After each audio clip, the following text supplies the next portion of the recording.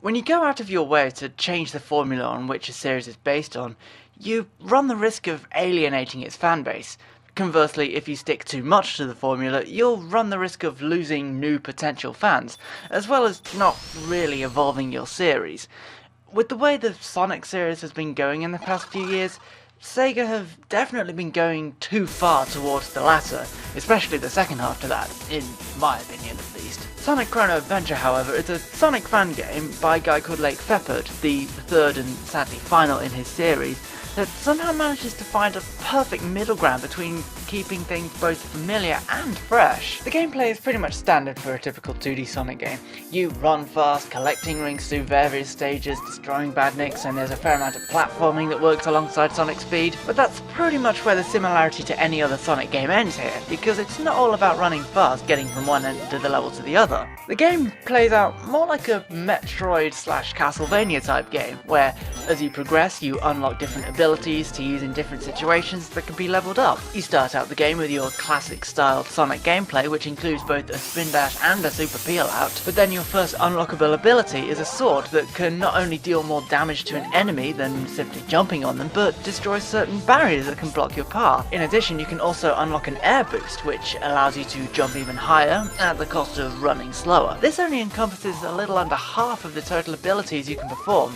I won't mention the others in this review, so you'll just have to find them out for yourself. Trust me, it'll be worth it, I promise. The game also introduces a compass-like mechanic, where you face a different direction when you exit one stage to enter another. As a result, not all of the levels have you running from left to right like you would in any other particular game. Some actually make the player travel from right to left instead. Speaking of the levels, the game takes place in this open world where you can end up visiting stages more than once at times in order to reach different areas as the game progresses. One of the more interesting changes that the player may not even notice firsthand is how rings have been changed. Instead of just collecting any particular amount just to ensure not losing a life when getting hit, you now only lose 10 rings at a time when getting hit. Of course, so as not to make the character too overpowered, you can only carry 30 rings at a time, meaning, and I think this is pretty clever, no extra lives. If you get hit after losing all your rings, it's game over. Fortunately, the game has several places within the various levels where you can actually save your progress. Plus, there aren't a lot of enemies around, so the game is pretty forgiving in its difficulty. Not only that, but there are also these silver rings that are hidden throughout the world,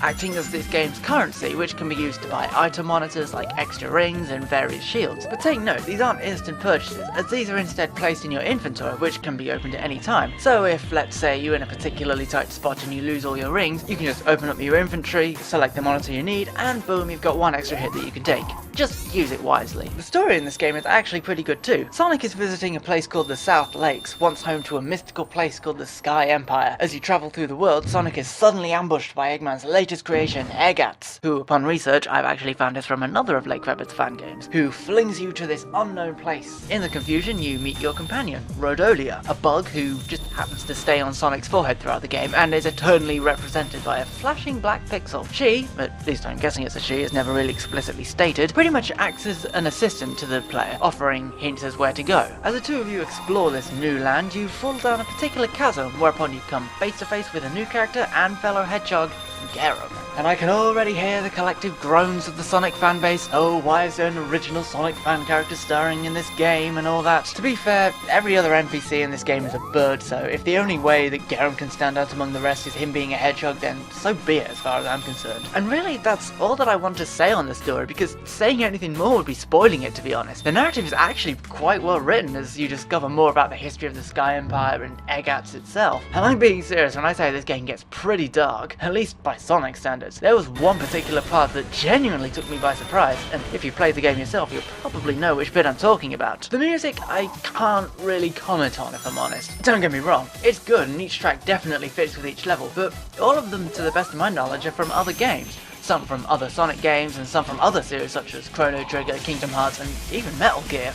In fact, even the title screen's music is a remix to the Japanese opening to Sonic CD. I will admit though, the game isn't entirely perfect, so if I had any criticisms with the game, they would be the following. For one, and I don't know if this is just an issue with the game's engine, Sonic seems to accelerate just a little too slowly. There are times when you can try to make it from a spring to a platform and you'll just miss it, but if you jump off the spring after running a short distance, you will make it. I mean, you can use, say, the air boost to get there, but until you get it, Sonic's movement can feel really clunky at times. Secondly, you can only switch abilities when on the ground, so if you're falling to your death and you have the wrong ability selected, you're screwed. Fortunately, there aren't many places where this is a problem, nor are there any bottomless pits in this game. Also, the game expects you to learn things really quickly. You can learn an ability and then get thrust into a level that is solely based around that power, and then afterwards you won't use it as much, or sometimes ever again. For instance, there's a section where you actually play as Garen, and it involves you switching between him and Sonic throughout the stage, but this is the only time where this happens. Later on, this isn't such a problem once you get used to it, but it is something that I feel needs addressing. One last thing that also needs addressing is near the end. The game expects you to have all your available abilities before visiting this certain area, and if you do get there without getting the last ability, you will be stuck as you can't seem to exit that level. Fortunately, there aren't any save points in that place, so you can easily quit the game and just load up your save to fix it. Despite these nitpicks, Sonic Chrono Adventure is definitely worth your time.